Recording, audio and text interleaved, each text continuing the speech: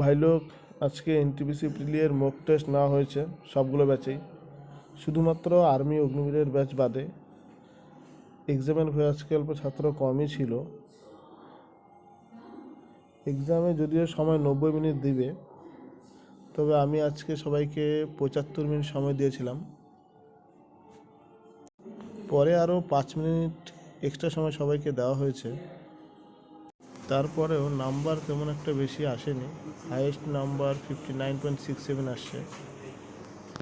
আগামীকালকে এই সেটে এক্সাম নেওয়া হবে, দেখা যাক সেখানে কত হাইয়েস্ট আসে। বাকিরা সবাই রেডি হয়ে আসবে। আলিপুরদুয়ার ভাটার ব্যাচের সবাইকেই আসতে হবে, এক্সাম দিতে হবে।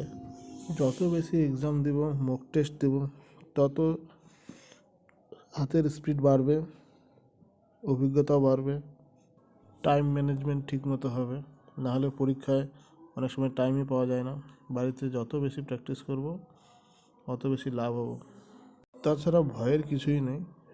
বাড়িতে যত মক টেস্ট দেবো, সেন্টারে যত মক টেস্ট দেবো, তত ভয় দূর হয়ে যাবে। এক্সাম সেন্টারে তখন এক্সামকে এক্সামই মনে হবে না। Best of luck.